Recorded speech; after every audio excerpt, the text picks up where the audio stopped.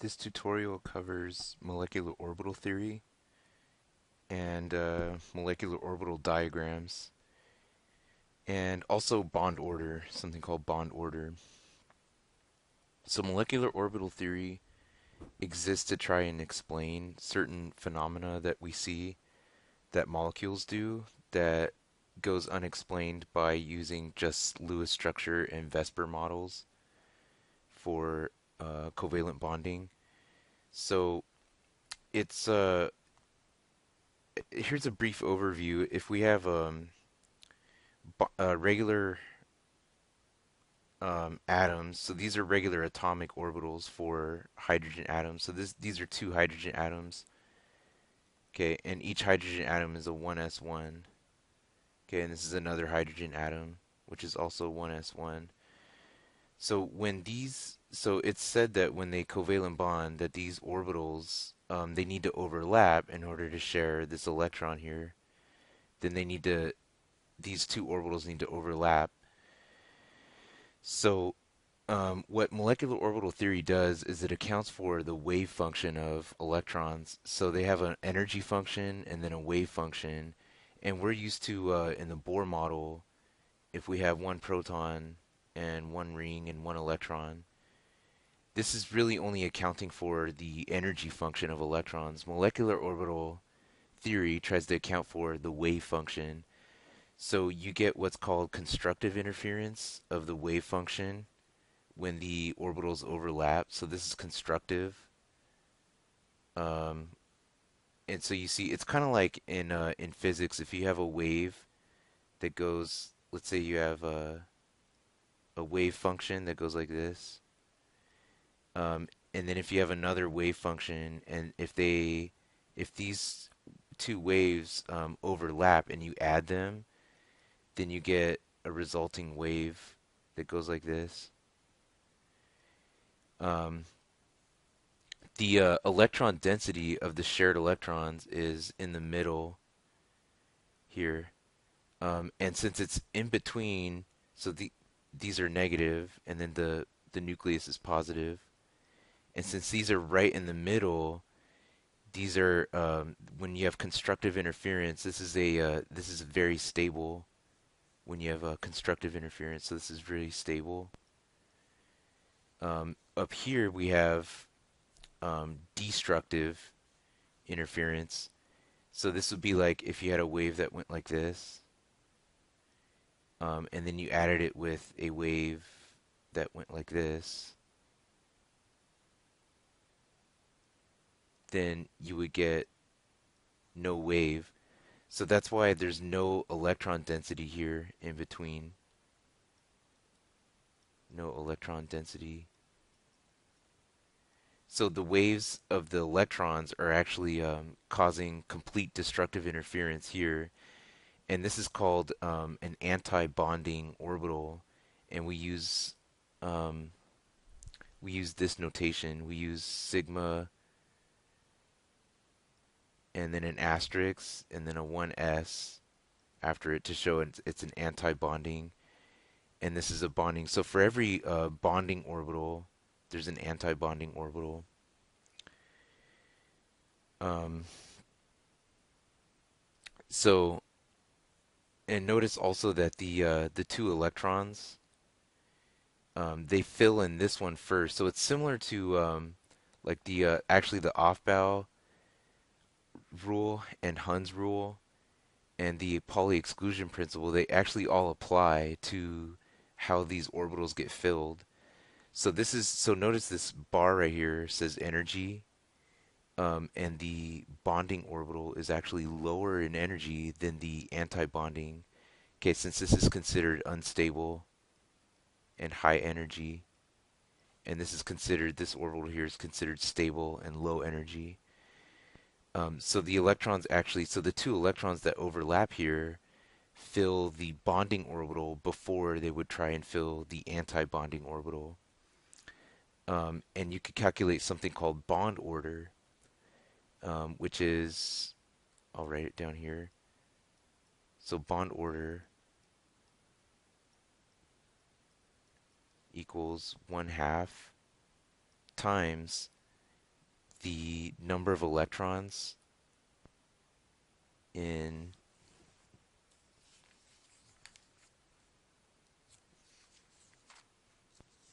let me just make doubly sure here. So it's the number of bonding electrons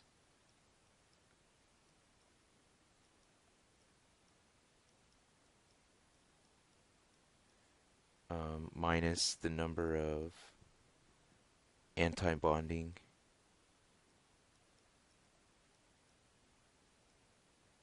electrons. So whatever you get for bond when you calculate bond order is actually tells you the number of bonds that are formed between the two atoms.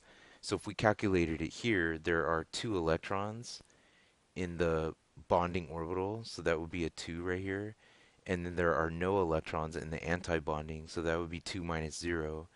So 1/2 of 2 equals 1. So the bond order for this would be 1/2 times 2, or 1. And this actually tells you, bond order tells you the number of um, bonds there are between the two atoms. Okay, so since we calculated 1, this means there's a single bond between the two H's.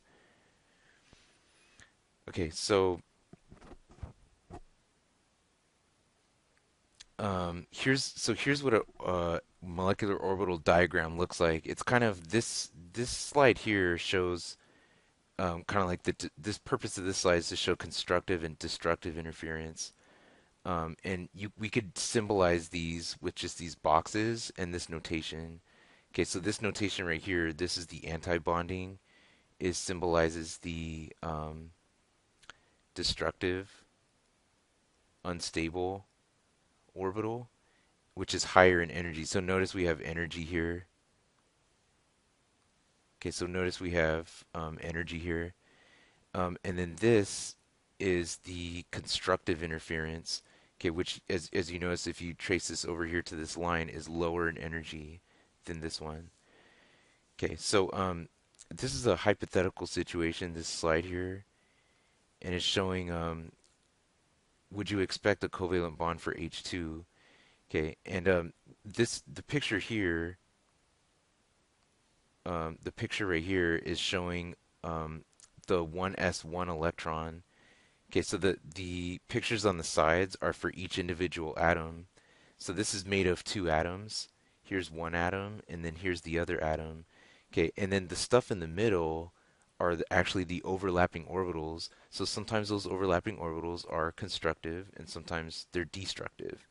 So, and then they actually kind of fill in this off-bell order of low to high energy. So this electron and this electron, they fill in this orbital here. Okay, and then we've actually run out of electrons, so there are only two electrons. Okay, and then we've run out. Okay, so let's try to answer this next question here. Oops. Uh, okay, so let's try to answer this next question here.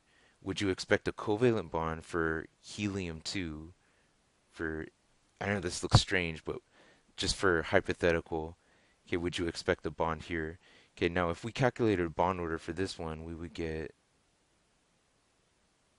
as I did in the last slide, we would get 1. Okay, now if we calculated a bond order for this one, first of all, we have two electrons in this helium atom, and then we have two electrons here for this helium atom. Okay, now one of these electrons, this one, will go here, and then this electron will go here.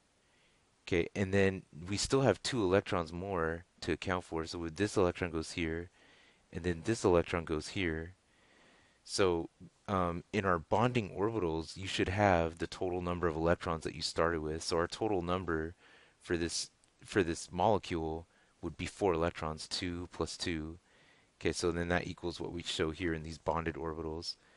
Okay, so now if we calculated bond order, we would get bond order equals 1/2 of these electrons in the bonding orbitals minus these electrons in the anti-bonding.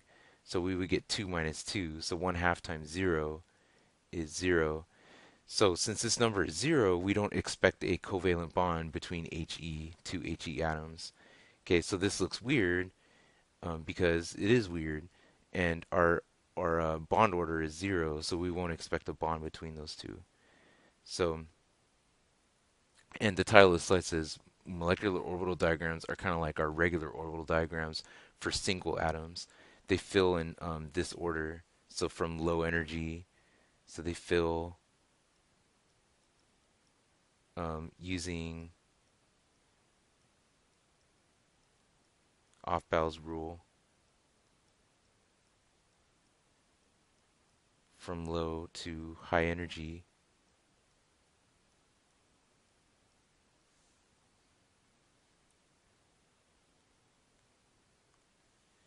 Okay, so now we come to p orbitals. Things get a little bit more complicated in how these overlap.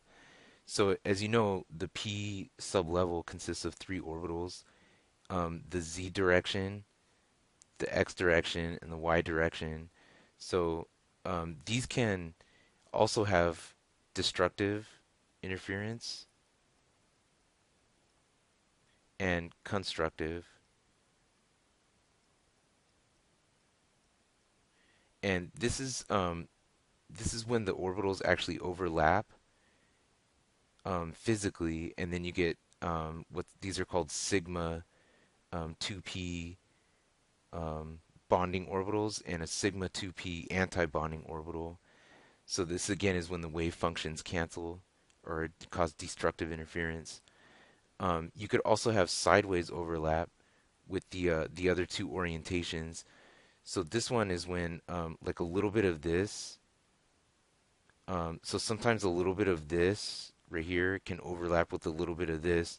So you see that you get overlap here, and then the result is the bonding orbital is like kind of swollen because you get constructive interference here on the side. You also get destructive interference where there's no electron density in the middle. So this is destructive. And then you get an anti-bonding, what's called an anti-bonding orbital. Okay, as likewise on this one, you could get these can swell, like you see these jelly bean type things right here. So this is when you get constructive again, and this is when you get destructive interference. And so what you're gonna end up having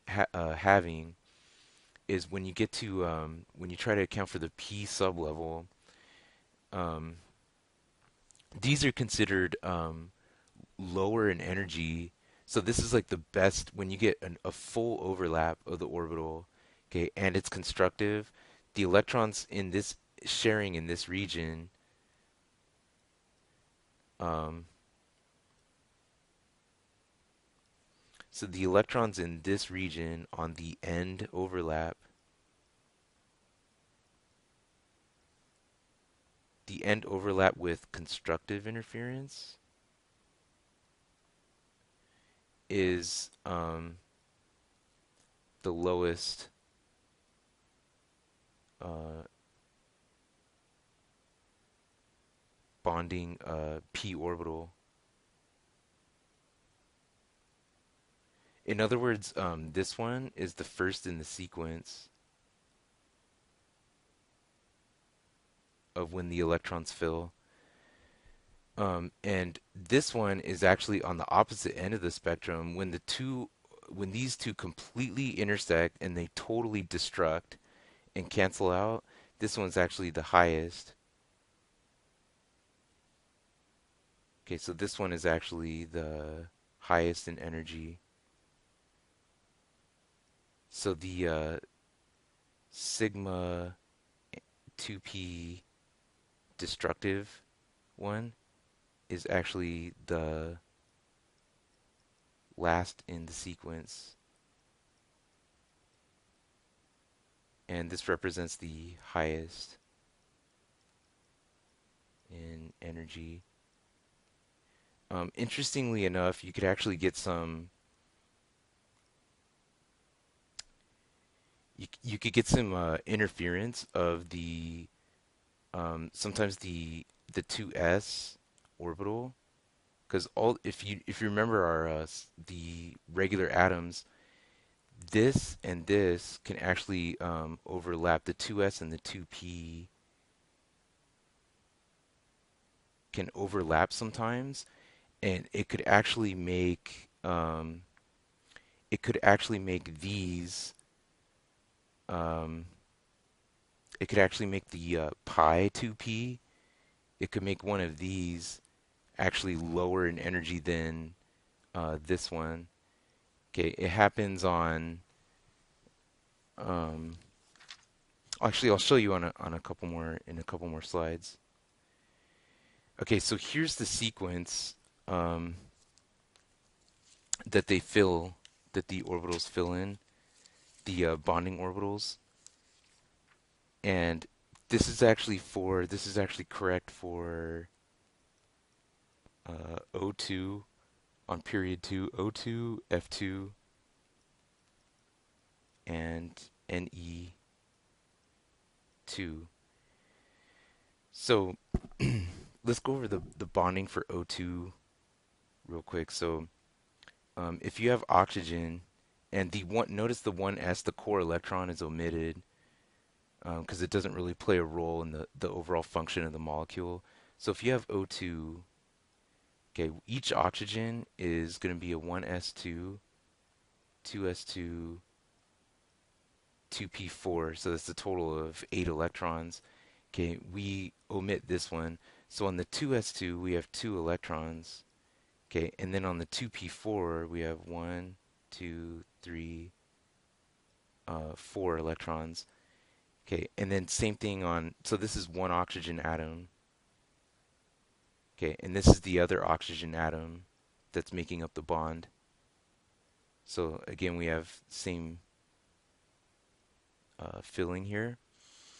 And so this this region right here in the middle represents the covalent bonds. Okay, and the bonding and anti-bonding orbitals that they fill. Okay, so this electron will go here, this electron will go here. Okay, and it fills this bonding orbital. Okay, this electron goes here, and this electron goes here. So it fills the anti-bonding of the 2s. So now let's account for the p. So in remember this arrow is what's governing like the sequence here. So it goes. This is we're using Aufbau's principle. Okay, so this electron we'll put here, and then this electron we'll put here.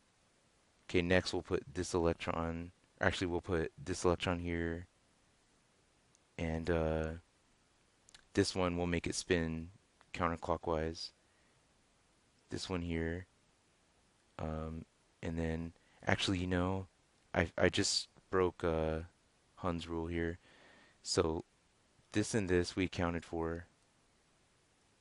Um, Next is we put this one here, okay, and then we'll put this one here, uh, and then we'll fill it with this one, and then we'll use this one here to fill that. Okay, now we still have 2 more electrons unaccounted for. Okay, so those are going to go here, that one, and then we'll put this one right here, like that. Okay, and so now we should have a total of, and notice we omitted the 1s, right? Okay, so, and 2p4. So we should have a total of, that's 6 electrons, and then this is 6 electrons. So we should have a grand total of 12 electrons, okay, that are shared. So we have 2, 4, 6, 8, 10, 12. And now we could calculate the bond order as well. So bond order is half of half times the number of bonded in the bonding orbitals. So this one's bonding. We can use different colors to show this. So this is bonding. Oh, let's use a cool color like blue. So bonding, two, two, and then four. These are all bonding orbitals. So that's two, four, six, eight. Okay, and then subtract the anti-bonding electrons. So those and then those. So 8 minus 4. So 8 minus 4 is 4 times a half equals 2. Okay, and then this means that oxygen, that O2 should have a double bond.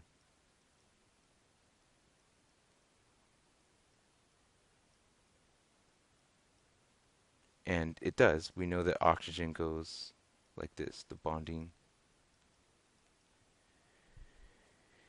Okay, this also explains why oxygen is, there's something else we could say about this slide. So we could also say that since this is unpaired right here, these electrons here are unpaired.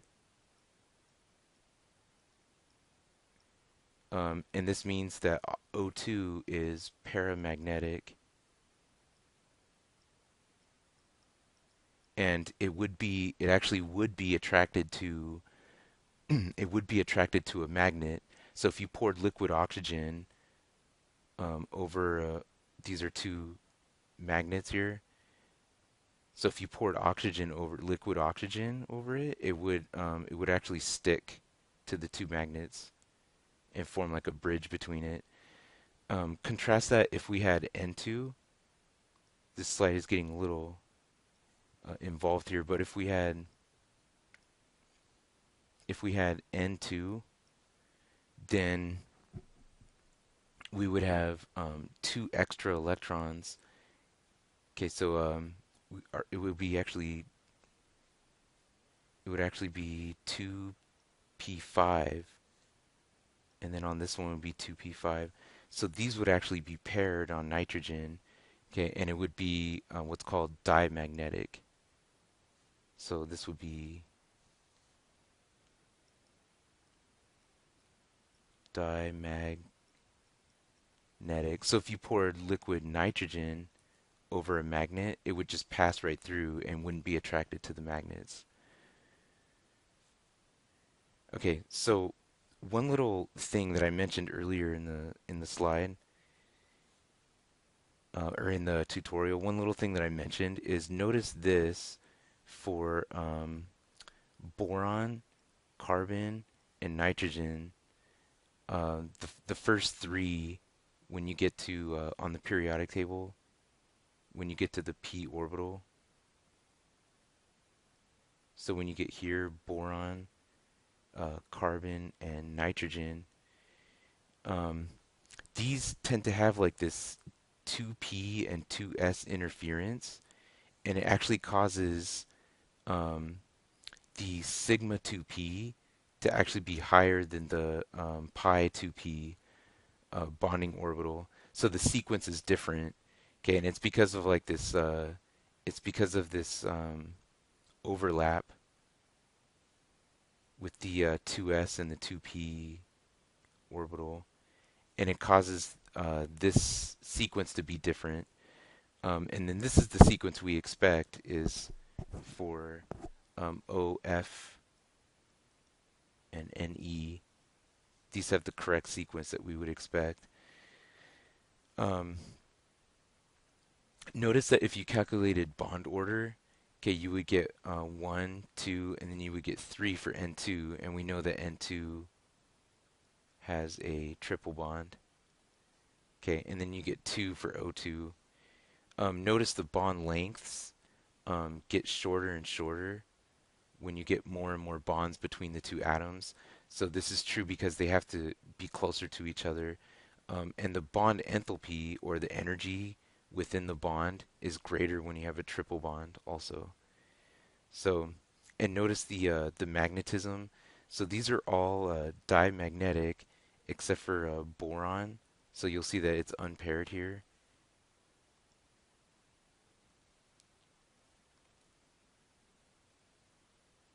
Okay, and then and you see it again on oxygen.